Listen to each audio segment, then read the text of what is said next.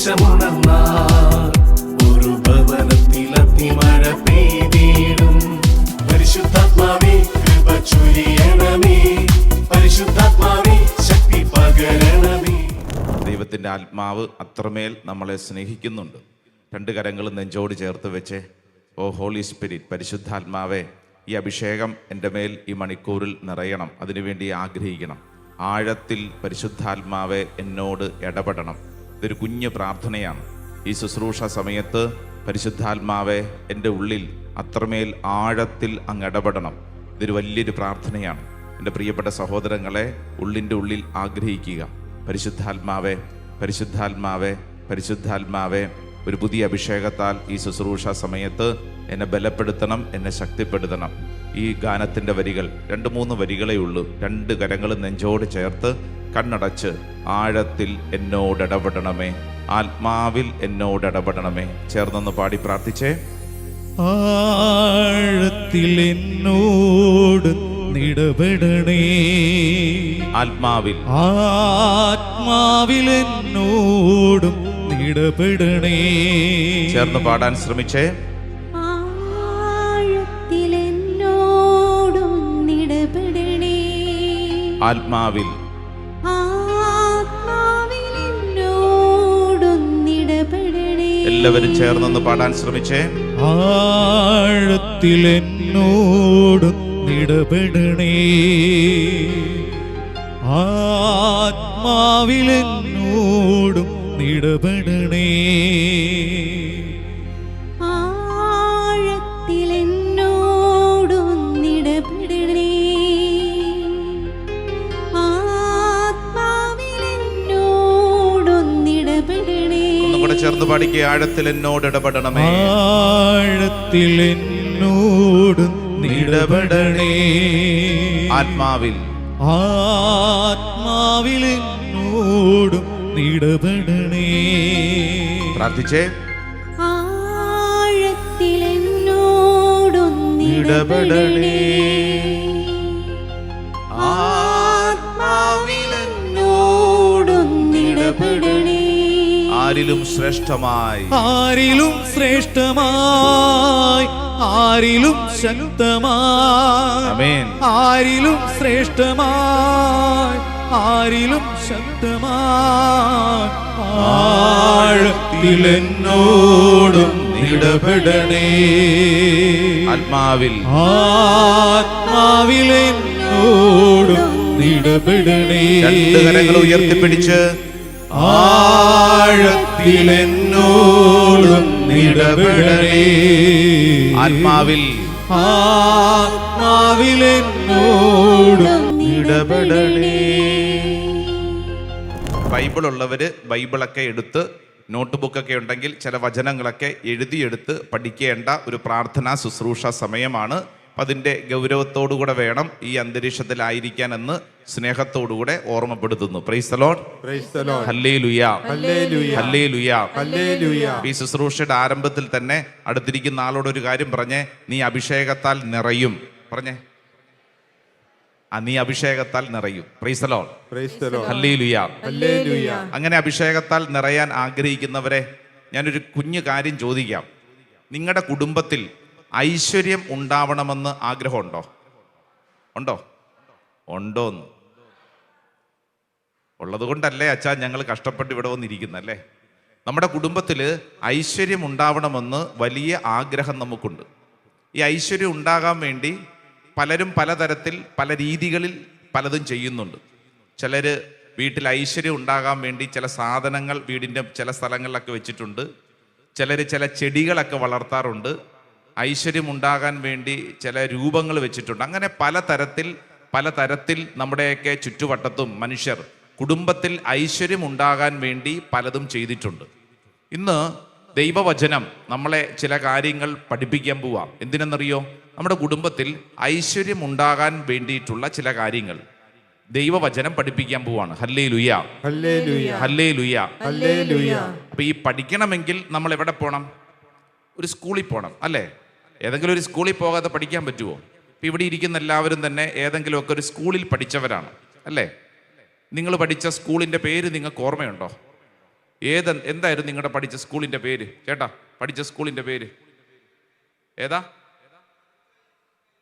SHI ഇതെന്നതാ? ഒരു പേര് പറഞ്ഞാൽ മതി. അതിൻ്റെ അകത്ത് SHO മനസ്സിലായി, അത്രയേ ഉള്ളൂ. ഹൈസ്കൂൾ മൂക്കന്നൂർ, അത്രയേ ഉള്ളൂ. വേറെ ഈ സ്കൂളിന് വല്ല പേരുണ്ടോ? സ്കൂളിന് പേരുണ്ടോ? മൂക്കന്നൂർ എന്ന് പറയുന്ന സ്ഥലപ്പേരാന്ന് ഞങ്ങൾക്കറിയാം, അവിടെ ഹൈസ്കൂൾ ഉണ്ടോയെന്ന് ഞങ്ങൾക്കറിയാം. പക്ഷെ ഒരു പേര് കൊടുക്കും, പേര്. ഞാൻ പഠിച്ചത് Saint Antony's high school, Kokkamangalam, Cherthala. Saint Antony's high school. ഇവിടെ ഇങ്ങനെ ആരെങ്കിലും സെൻറ് മേരീസ് സ്കൂളിൽ പഠിച്ചിട്ടുള്ളവരുടെ കൈപോക്കാം. സെൻറ് മേരീസ് സ്കൂൾ, കണ്ടോ, അവർ സെൻറ് മേരീസിൻ്റെ പ്രൊഡക്റ്റാണ്. അടുത്തൊരു ചോദ്യം, സെയിൻറ്റ് ആൻ്റണീസ് സ്കൂൾ പഠിച്ചിട്ടുള്ള ആരെങ്കിലും ഉണ്ടോ? സെയിൻറ്റ് ആൻ്റണീസ് കുറച്ച് പേരുണ്ട്. അടുത്തത് സെൻറ് ജോസഫ് സ്കൂൾ പഠിച്ചിട്ടുള്ളവർ? കുറേ അധികം പേരുണ്ട്. Very good. ഇനി വേറെ ഏതെങ്കിലുമൊക്കെ സ്കൂളിൻ്റെ പേരുകൾ നിങ്ങൾക്കറിയാം, ഇഷ്ടംപോലെ പേരുകളുണ്ടല്ലോ. ഞാൻ അലോഷ്യസ് സ്കൂളിൽ പഠിച്ചിട്ടുണ്ട്, Saint Aloysius college. Carmel school,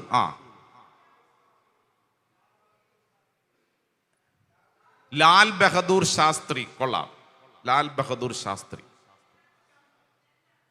പലരും ഇപ്പോഴാണ് സ്വന്തം സ്കൂളിൻ്റെ പേരൊക്കെ ഓർത്തുകൊണ്ടിരിക്കുന്നത്. എത്രയോ നാളായി അച്ഛാ, ഇതൊക്കെ ആരാ ഓർത്തിരിക്കുന്നത് അല്ലേ? ഇങ്ങോട്ട് നോക്കിക്കേ. അതായത് നമ്മൾ പഠിച്ചൊരു സ്കൂളിനൊരു പേരുണ്ട്. പേരില്ലേ? പേരുണ്ട് എന്ന് പറഞ്ഞാൽ ആ പേര് വെറുതെ ഉള്ള ഒരു പേരല്ല. ഇപ്പോൾ ചേട്ടൻ പറഞ്ഞ പോലെ ഹൈസ്കൂൾ മൂക്കന്നൂർ അല്ല, അതിന് SHO എന്നൊക്കെ പറഞ്ഞ് ഇട്ടിരിക്കുന്നെന്ന് പറഞ്ഞു കഴിഞ്ഞാൽ അതിനൊരു പേരുണ്ട്. Price the Lord, hallelujah. ഇപ്പൊ ഞാൻ പഠിച്ച സ്കൂള് സെയിൻറ്റ് ആന്റണീസ് ഹൈസ്കൂൾ എന്ന് പറഞ്ഞാൽ അത് ആരുടെ നാമധേയത്തിൽ ആർക്ക് സമർപ്പിക്കപ്പെട്ടിരിക്കുന്നതാണ്? അന്തോനിസ് പുണ്യവാളിന് സമർപ്പിക്കപ്പെട്ടിരിക്കുന്ന ഒരു സ്കൂളാണ്. Saint Mary's school, Saint Joseph school അല്ലേ, എന്നിങ്ങനെ ഒരു സ്കൂളിൻ്റെ പേര് എന്ന് പറയുന്നത് വെറുതെ ഉള്ളൊരു പേരല്ല. അത് ആ സ്കൂളിൻ്റെ ഒരു ഐഡന്റിറ്റിയെ സൂചിപ്പിക്കുന്ന ഒരു പേരാണ്. Price the Lord, hallelujah. ഇവിടെ ഇരിക്കുന്നതിൽ കുറച്ച് പേരൊക്കെ സെൻറ് ജോസഫ് സ്കൂളിൽ പഠിച്ചിട്ടുള്ളവരുണ്ട്. ഇന്ന് ഇങ്ങോട്ട് നോക്കിക്കേ, ഇന്ന് നമ്മളെല്ലാവരും സെൻറ് ജോസഫ് സ്കൂളിൽ പഠിക്കാൻ പോവാണ്. എവിടെയാണ്? സെൻറ് ജോസഫ് സ്കൂളിൽ പഠിക്കാൻ പോവാണ്. Price the Lord. ഈ മാർച്ച് മാസത്തിലെ ഈ ദിവസങ്ങൾ വളരെ പ്രധാനപ്പെട്ടതാണ്. നമ്മളെല്ലാവരും സെൻറ് ജോസഫിന്റെ സ്കൂളിൽ എന്ന് പറഞ്ഞാൽ ഔസേപ്പിന്റെ സ്കൂളിൽ, ജോസഫിന്റെ സ്കൂളിൽ പഠിക്കാൻ വിളിക്കപ്പെട്ടവരാണ്, പ്രത്യേകിച്ച് ഈ ദിവസങ്ങൾ. ഹല്ലേലൂയ. മാർച്ച് 19 എന്ന് പറഞ്ഞാൽ കൃത്യമായിട്ട് ഈ ആഴ്ചയിൽ നമ്മൾ എത്തിച്ചേരുന്നത് ഈ ഔസേപ്പിതാവിന്റെ സ്കൂളിൽ പഠിച്ചാൽ കിട്ടുന്ന അനുഗ്രഹങ്ങളെ കുറിച്ച് ലോകം മുഴുവൻ തിരുസഭ പഠിപ്പിക്കുകയാണ്.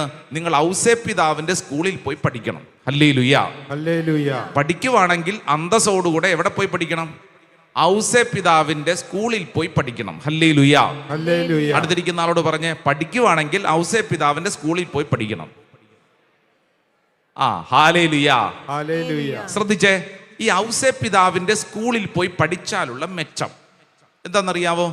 ഔസേപ്പിതാവിന്റെ സ്കൂളിൽ പോയി പഠിച്ചാൽ നിന്റെ കുടുംബത്തിൽ ഐശ്വര്യം ഉണ്ടാകും. അതാണ് ഇതിന്റെ മെച്ചം.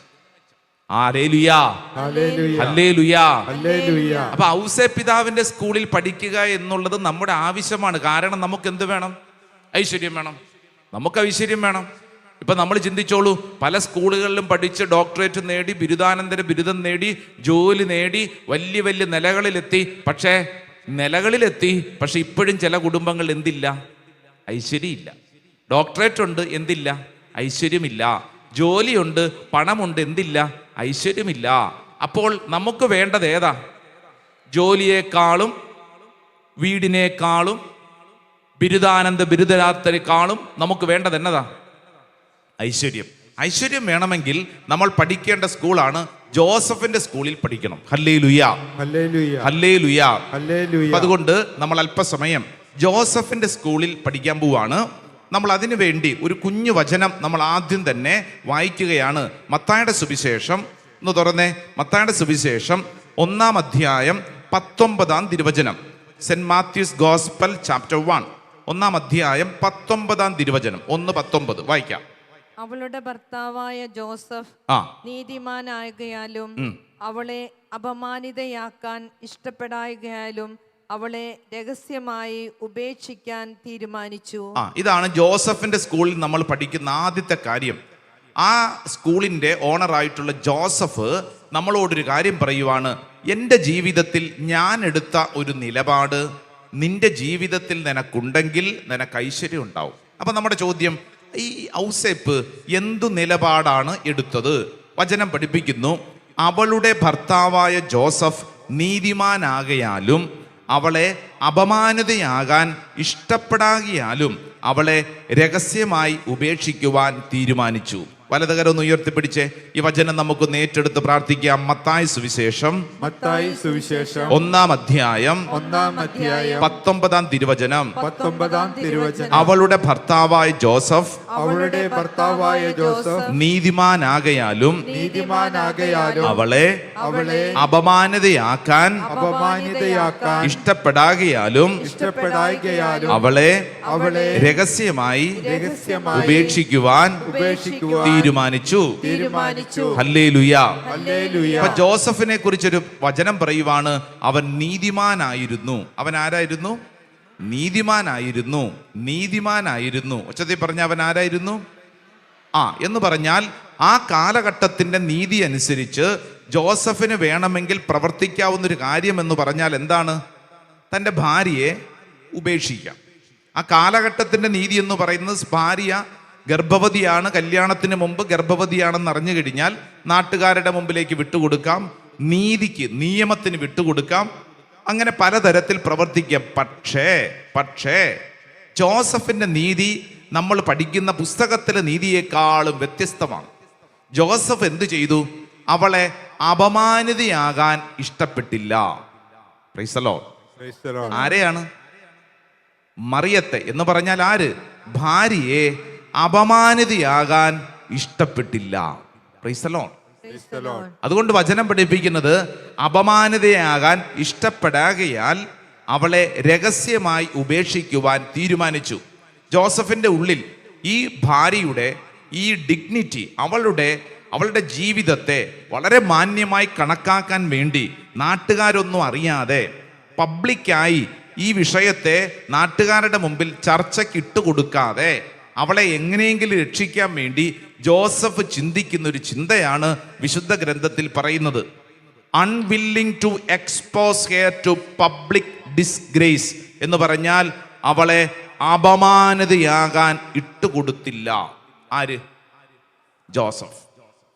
ഇവിടെ ഇരിക്കുന്ന ഓരോരുത്തരും നമ്മൾ ഇന്ന് ഈ ശുശ്രൂഷ സമയത്ത് നമ്മുടെ കുടുംബത്തിൽ ഐശ്വര്യമുണ്ടാകാൻ വേണ്ടി നമ്മൾ എടുക്കേണ്ട ഒരു നിലപാടാണ് ജോസഫ് നമ്മളോട് പറയുന്നത്. സ്വന്തം ഭാര്യയെ നാട്ടുകാരുടെ മുമ്പിലേക്ക് ചർച്ച ചെയ്യപ്പെടാൻ, ഭാര്യയുടെ കുറവുകൾ പറഞ്ഞ് കുറ്റപ്പെടുത്താൻ ഭർത്താവായ ജോസഫ് ഇട്ടുകൊടുത്തില്ല. ആമേൻ, ആമേൻ, ആമേൻ എന്ന് പറഞ്ഞാൽ നമ്മുടെ കുടുംബത്തിൽ ഒരുപക്ഷെ ഐശ്വര്യം നഷ്ടപ്പെടുന്നുണ്ടെങ്കിൽ അതിനുള്ളൊരു കാരണത്തെയാണ് വചനം പഠിപ്പിക്കുന്നത്. നമ്മുടെ സ്വഭാവത്തിൽ ഒരു കാര്യമുണ്ട്. എന്തെന്നറിയാവോ? നമ്മുടെ കുടുംബത്തിൽ പ്രത്യേകിച്ച് ഭാര്യ ഭർത്താക്കന്മാർ തമ്മിൽ വളരെ ശ്രദ്ധിക്കണം. സ്വന്തം ജീവിത പങ്കാളിയെ മറ്റുള്ളവരുടെ മുമ്പിൽ കുറ്റപ്പെടുത്താൻ, അപമാനിതനാകാൻ നീ ഇട്ടുകൊടുത്താൽ നീ വളരെ സൂക്ഷിക്കണം. നിന്റെ കുടുംബത്തിൽ ഐശ്വര്യം നിനക്ക് നഷ്ടപ്പെട്ടു പോകും. Price the Lord. ഹല്ലേലൂയ. ഈ ശുശ്രൂഷയിൽ പങ്കെടുക്കുന്ന ഓരോരുത്തരും സ്വയം ചിന്തിക്കേണ്ട കാര്യമാണ്, എൻ്റെ കുടുംബത്തിൽ ഞാൻ എങ്ങനെയാണ് എൻ്റെ മക്കളോട്, എൻ്റെ ഭാര്യയോട്, എൻ്റെ ഭർത്താവിനോട് പെരുമാറുന്നത്? നമ്മൾ നമ്മുടെ കുടുംബത്തിലുള്ള അംഗങ്ങളെ അപമാനിതരാകാൻ ഇഷ്ടപ്പെടുന്നുണ്ടോ? അപമാനിതരാകാൻ മറ്റുള്ളവരുടെ മുമ്പിൽ ഇട്ടുകൊടുക്കുന്നുണ്ടോ? ഉണ്ടെങ്കിൽ വളരെ സൂക്ഷിക്കണം. പ്രത്യേകിച്ച് കാലം മാറി, സോഷ്യൽ മീഡിയ വളരെ പവർഫുള്ളാണ്, ഇമോഷണലി വളരെ വീക്കാണ് നമ്മുടെ പല പിള്ളേരും.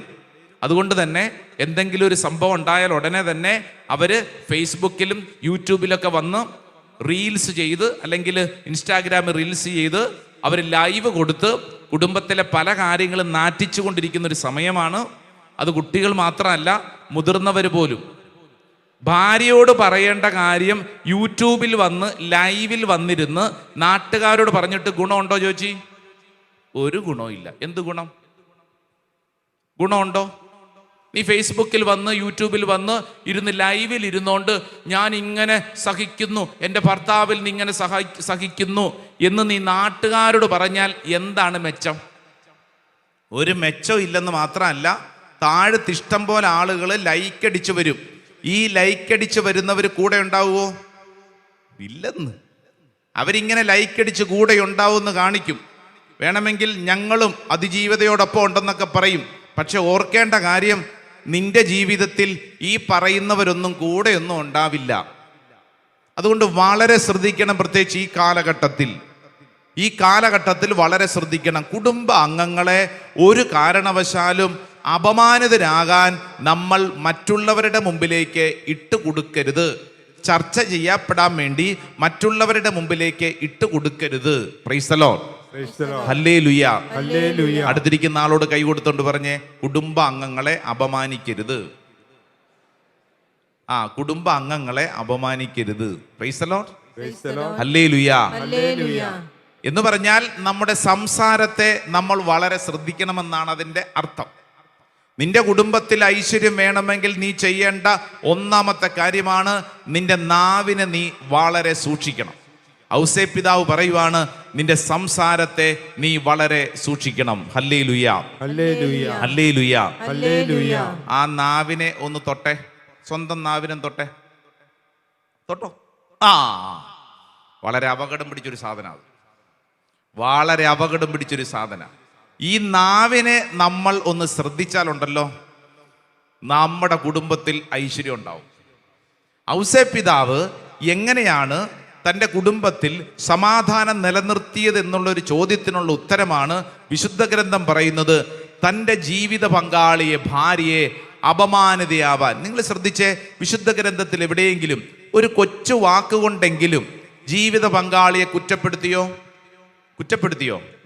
എപ്പോഴെങ്കിലും ഏതെങ്കിലും സാഹചര്യത്തിൽ ഔസേ പിതാവ് ഒരു കുഞ്ഞു വാക്കെങ്കിലും പറഞ്ഞ് അവളെ ഒന്ന് നുള്ളി നോവിപ്പിക്കേണ്ടതല്ലേ? നമ്മളായിരുന്നെങ്കിൽ എന്ത് ചെയ്തേനെ? നമ്മളാണെങ്കിൽ എന്ത് ചെയ്തേനെ? കാര്യം ശരിയാ, പരിശുദ്ധാത്മാവൊക്കെ പറഞ്ഞെന്നൊക്കെ പറഞ്ഞ് കുറച്ചും കൂടെ കഴിയുമ്പോഴത്തേക്ക് ഉള്ളിൽ ഇങ്ങനെ തികട്ടി കിടക്കുമല്ലേ ചില കാര്യങ്ങൾ, അല്ലേ? എന്നാലും നീ ഞാൻ ഈ കുറച്ച് ദിവസങ്ങളായിട്ടുള്ളൂ ഒരു കുടുംബത്തിൻ്റെ അടിപിടി തീർക്കാൻ വേണ്ടി അത് ചെന്ന് പെട്ടതാണ്. ഒരു സ്ഥലത്ത് ചെന്നപ്പോഴാണ് കുടുംബനാഥൻ. അപ്പം ഈ കുടുംബത്തെ എനിക്ക് പരിചയമുണ്ട്.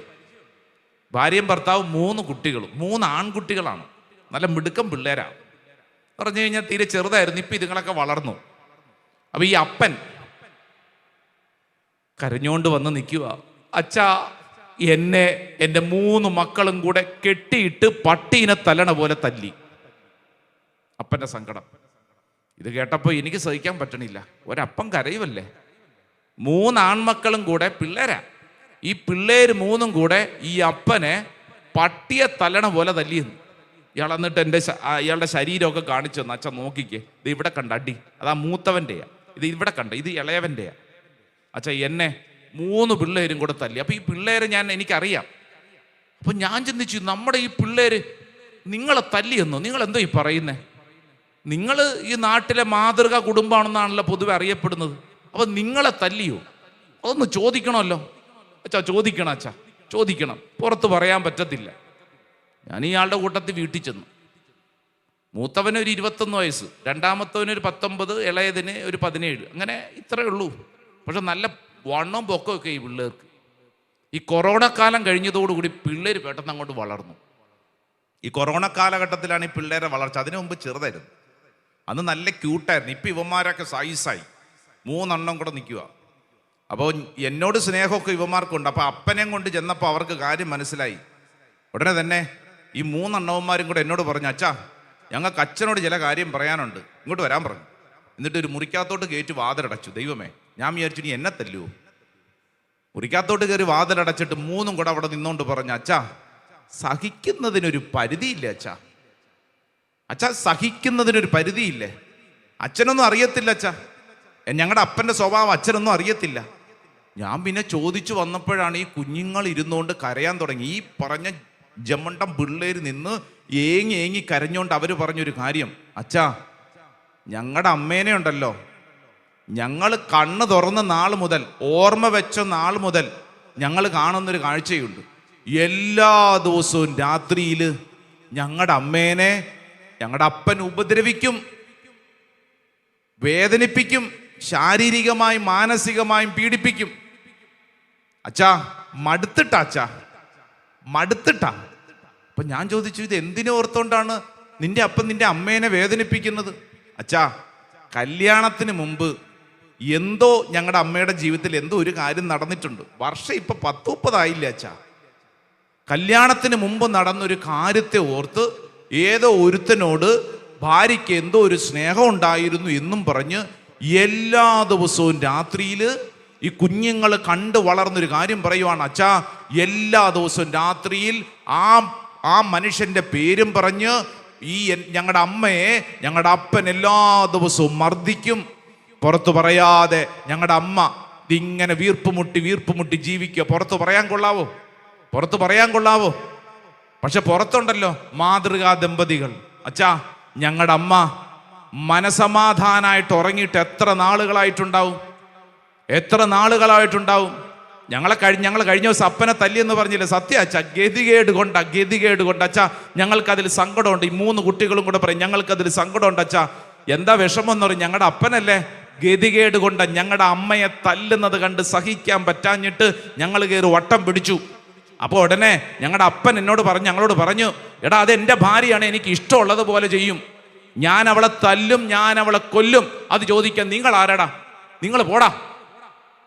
ഈ കുഞ്ഞുങ്ങളെ പഴയ കുരുടാസുകളല്ല, ഇപ്പൊ നല്ല ജമണ്ടം പിള്ളേരാ. മക്കള് 3 കൂടെ അപ്പൻ്റെ മുമ്പിലോട്ട് വന്നിട്ട് പറഞ്ഞു, ഞങ്ങളുടെ അമ്മേനെ അപ്പനൊന്ന് തൊടർന്നത് കാണണമല്ലോ. ഉടനെ തുടങ്ങി ഈ അമ്മയെക്കുറിച്ച് വീണ്ടും ഇയാൾ തുടങ്ങി. എടാ മക്കളെ, നിങ്ങൾക്ക് അറിഞ്ഞുകൊണ്ടടാ, നിങ്ങളുടെ അമ്മ 30 വർഷം മുമ്പ്, എത്ര വർഷം മുമ്പ്? 30 വർഷം മുമ്പ്. കൊള്ളാം, 30 വർഷം മുമ്പുള്ള ചരിത്രം പറഞ്ഞുകൊണ്ടിരിക്കുന്ന അപ്പൻ. ഞാനിത് പറയുമ്പോൾ ആ കുടുംബത്തിൽ മക്കൾ അപ്പനെ ഉപദ്രവിച്ചതിനെ ന്യായീകരിക്കാനല്ല, ആ സംഭവത്തിന്റെ ഒരു കണ്ടന്റ് എന്ന് പറഞ്ഞാൽ എവിടുന്നാ തുടങ്ങിയെന്നറിയോ? കഴിഞ്ഞ എത്രയോ വർഷങ്ങളായി ഈ ഭാര്യ നീറി കരയുവാണ്. എല്ലാ ദിവസവും രാത്രിയിൽ ഈ മനുഷ്യൻ ഭാര്യയെ വേദനിപ്പിക്കുന്നതിൽ സുഖം കണ്ടെത്തുന്ന മനുഷ്യൻ. സ്വന്തം ഭാര്യയുടെ ഇന്നലകളിലുണ്ടായ 30 വർഷങ്ങൾക്ക് മുമ്പുണ്ടായ ഏതോ ഒരു സ്നേഹബന്ധത്തെക്കുറിച്ച് ഓർത്തോർത്തോർത്ത് അതിനെക്കുറിച്ച് ദിവസവും പറഞ്ഞ് ഭാര്യയെ ഉപദ്രവിക്കുന്ന, വേദനിപ്പിക്കുന്ന ഭർത്താവ്. ഇങ്ങോട്ട് നോക്കിക്കേ, പേടിക്കണ്ട, പോട്ടയിലുള്ളവരൊന്നും അല്ലെന്ന് അതുകൊണ്ട് വിഷമിക്കണ്ട. പക്ഷെ ഒരു കാര്യം, ഞാനിതിവിടെ നിന്ന് പറയുമ്പോൾ ഇത് കേൾക്കുന്ന ഒത്തിരി മനുഷ്യർ നിങ്ങളുടെ കുടുംബത്തിലും നിങ്ങളുടെ വ്യക്തിപരമായ ജീവിതത്തിലും നിങ്ങളുടെ ഉള്ളിലും ചിന്തിക്കണം, എൻ്റെ ഉള്ളിൽ അങ്ങനെ ഒരു സ്വഭാവ രീതി ഉണ്ടോ? ഏതെങ്കിലും വിഷയത്തെക്കുറിച്ച് ഓർത്തോർത്ത് മറ്റുള്ളവരെ വാക്കുകൊണ്ട് കുത്തി വേദനിപ്പിക്കുന്ന, വാക്കുകൊണ്ട് മറ്റുള്ളവരെ കുത്തി വിഷമിപ്പിക്കുന്ന ചില സ്വഭാവ രീതി നിന്റെ ഉള്ളിലുണ്ടോ? ഉണ്ടെങ്കിൽ സൂക്ഷിക്കണം. Price the Lord, hallelujah, hallelujah. കുറെ നാളുകൾക്ക് മുമ്പ് ഇവിടെ വെച്ച് ഭാര്യയും ഭർത്താവും തമ്മിലുള്ള വലിയ പ്രമാദമായിട്ടുള്ള ഒരു വിഷയത്തിൽ ഭർത്താവിന് ഭാര്യയുടെ കൂട്ടുകാരിയോട് തോന്നിയ സ്നേഹബന്ധം അത് മകള് കണ്ടുപിടിക്കുന്നു, പ്രശ്നമാവുന്നു. അവസാനം ഭർത്താവ് ഭാര്യയുടെ കാൽക്കൽ വീണ് മാപ്പ് ചോദിച്ചു, രമ്യതപ്പെട്ടു. സന്തോഷം. എല്ലാ പ്രശ്നങ്ങളും കോംപ്രമൈസ് ചെയ്ത് പറഞ്ഞൊക്കെ തീർത്തു, പിരിച്ചുവിട്ടു. കുറച്ച് നാളുകൾക്ക് മുമ്പ് അവരുടെ പള്ളിപ്പെരുന്നാളിന്, അവരുടെ ഇടവകയിലെ പള്ളിപ്പെരുന്നാളിന് പ്രസംഗിക്കാൻ ചെന്ന് ഇതൊക്കെ കഴിഞ്ഞ്, പ്രസംഗമൊക്കെ കഴിഞ്ഞ്, കുർബാനയും കഴിഞ്ഞ് പ്രദക്ഷിണത്തിന് തൊട്ട് മുമ്പ് ആൾ സങ്കീർത്തയുടെ പുറകെ നിൽക്കുമ്പോൾ ഈ ഭാര്യയും ഭർത്താവും, അച്ഛാ ഇത് ഞങ്ങളുടെ പള്ളിയാ കേട്ടോ, അച്ഛൻ ഞങ്ങളുടെ പള്ളി വന്നല്ലോ. ഞാൻ പറഞ്ഞു സന്തോഷം, എന്തൊക്കെയുണ്ട് വാർത്തകൾ? ഞാൻ ഉടനെ ചോദിച്ചു, സമാധാനമല്ലേ, സന്തോഷമല്ലേ, പഴയതൊക്കെ തീർന്നല്ലോ, ഇപ്പൊ ഹാപ്പി അല്ലേ? ഉടനെ ഭർത്താവ് പറഞ്ഞു, അച്ഛാ എന്നാലും എൻ്റെ ഭാര്യ അവളുണ്ടല്ലോ, അത് മുഴുവനായിട്ട് അങ്ങോട്ട് മറന്നിട്ടില്ല അച്ഛാ. ഞാൻ ഭാര്യയോട് ചോദിച്ചു, ചേച്ചി ഇത് സത്യമാണോ? നമ്മൾ അന്ന് പറഞ്ഞ എല്ലാം കോംപ്രമൈസ് ആക്കിയതല്ലേ, എല്ലാം തീർന്നല്ലോ, അന്ന് നമ്മളൊരു വാക്ക് പറഞ്ഞായിരുന്നല്ലോ, ഇനി മേലിൽ ഈ പഴയ കാര്യങ്ങളിലേക്ക് പോവില്ല. സത്യ അച്ഛാ? യോ, ഞാനോ ഒരു വാക്ക് പോലും? ചേട്ടാ ഞാൻ എന്തെങ്കിലും പറഞ്ഞോ ചേട്ടനോട്? ഞാൻ ഒന്നും പറഞ്ഞില്ലല്ലോ. ഭർത്താവ് പറഞ്ഞു, അച്ഛാ അവളൊന്നും പറയുന്നില്ല എന്നുള്ളതാണ് എൻ്റെ കുഴപ്പം, ഒന്ന് പറഞ്ഞിരുന്നെങ്കിൽ കുഴപ്പമില്ലായിരുന്നു. അച്ഛാ ഞാൻ ആ വൈകുന്നേരം ആ മൊബൈലും പിടിച്ചോണ്ട് ആ സോഫയിൽ എങ്ങനെ ഒന്ന് ഇരുന്നാലുണ്ടല്ലോ, എൻ്റെ മുമ്പിലൂടെ ഇവൾ നടന്നു പോകുമ്പോൾ ഉണ്ടല്ലോ, സാധാരണ നടക്കുന്ന പോലത്തെ താളമല്ലച്ച. അവളുടെ ആ കാലൊക്കെ ചവിട്ടുമ്പോൾ ഉണ്ടല്ലോ, ഏതോ ആന ചവിട്ടുന്ന പോലെയാ. ആ ചവിട്ട് എൻ്റെ നെഞ്ചിൻ്റെ അകത്തോട്ടാന്ന് എനിക്ക് നന്നായിട്ട് അറിയാച്ച. എൻ്റെ മുമ്പിൽ കൂടെ പതിവില്ലാതെ അങ്ങോട്ടും ഇങ്ങോട്ടും ആവശ്യമില്ലാതെ നടക്കുന്നു. ഇടയ്ക്കിടയ്ക്ക് അവസാനം ഞാൻ ശ്രദ്ധിക്കുന്നില്ല എന്ന് കാണുമ്പോൾ തല ചൊറിഞ്ഞുകൊണ്ട് പറയും, ആ ഞാനിതൊന്നും മറന്നിട്ടില്ല കേട്ടോ. ഇത്രയേ ഉള്ളൂ, ഇതത്രയേ ഉള്ളൂ അച്ഛാ, ഇതുപോരെ. അവളൊന്നും എൻ്റെ മുമ്പിൽ നിന്നുകൊണ്ട് എന്നോട് സംസാരിച്ച കുഴപ്പമില്ല. ഇങ്ങനെ അവിടെ ഇവിടെ നിന്ന് ഒരു കുഞ്ഞു വാക്ക്, ഞാനിതൊന്നും മറന്നിട്ടില്ല കേട്ടോ. എടാ പിള്ളേരെ, അപ്പനെ ഒന്ന് നോക്കിയേര് കേട്ടോ, ഇത്ര മതി. ഇതൊക്കെ പറഞ്ഞാൽ എന്നാ അച്ഛാ അർത്ഥം? ഇതൊക്കെ പറഞ്ഞാൽ എന്നതാ അച്ഛാ അർത്ഥം? അച്ഛാ എന്നെ വാക്കുകൊണ്ട് വേദനിപ്പിക്കുമല്ലേ? ഇങ്ങോട്ട് നോക്കിക്കേ. ഔസേ പിതാവിൻ്റെ സ്കൂളിൽ പഠിക്കുന്ന എൻ്റെ പ്രിയപ്പെട്ടവരെ, ഔസേ പിതാവ് എന്നോടും നിന്നോടും പറയുന്നൊരു പ്രധാനപ്പെട്ട കാര്യം, നമ്മുടെ ജീവിതത്തിൽ നമ്മൾ പരസ്പരം വാക്കുകൾ ഉപയോഗിക്കുമ്പോൾ വളരെ സൂക്ഷിക്കണം. ഹല്ലേലൂയ. അടുത്തിരിക്കുന്ന ആളോട് പറഞ്ഞേ, വാക്കുകൾ ഉപയോഗിക്കുമ്പോൾ വളരെ സൂക്ഷിക്കണം. പറഞ്ഞു കൊടുത്തേ.